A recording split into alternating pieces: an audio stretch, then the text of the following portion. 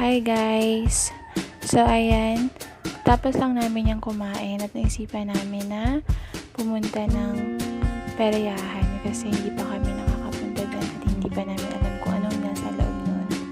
So ayan, samahan nyo kami na pumunta doon. So ayan, kasama ko si Karen at kasapatid ko na babae, yung bunso namin. So ayan, naglalakad lang kami kasi wala kami nasakyan.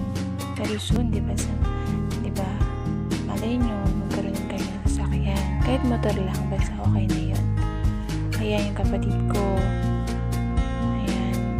Nandito na kami sa labas. So, ilan-ilan na nga yung mga tao dito sa labas. Kasi, mag-8 na dyan eh. 8 na ata yan. Mabas lang kami. Saglit. Nagpaiwan si Papa kasi ayaw sumama. Kaya ayun, doon siya sa bahay.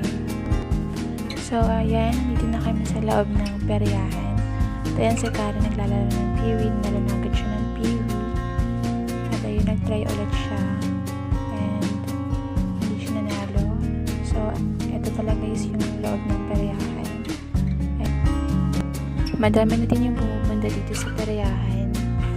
And ayan, nag-try na naman ulit si Karen at nanalo siya ng pera. Alam mo kung ilan yung natanggap niya. At ayan, try na naman daw siya ulit.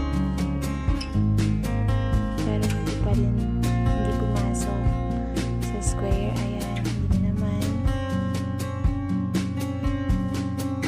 Ayan, hindi na naman ulit. So ayan, hindi lang siya kahit talo siya. Okay lang yan.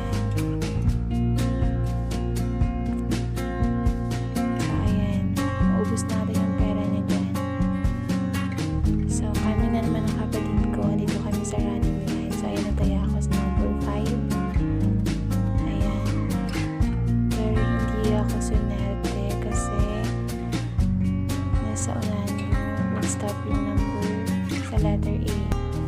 Yung tama. So, ayan, naglipat na naman kami dito sa ewan ko anong tawag doon. At ayan, hindi kami din nanalo kasi kaya doon at nandito ako ngayon sa may bingo. Yan sa likod ko yung laruan ng mga bata. Ayan, nagbibingo na naman kami ni Karen.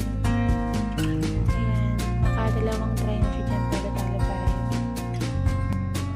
So ayan, nag-try siya sa kabilang block.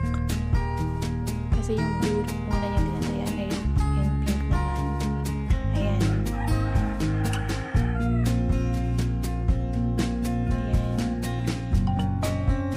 Sayang kasi itong card na yan dito na sana kaso walang taya, kaya yung sa kanya nalungkot na naman siya kasi hindi naman siya nagtama.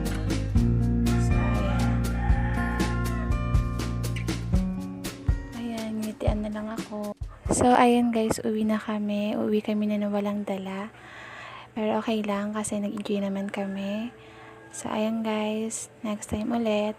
See you! Thank you sa panonood!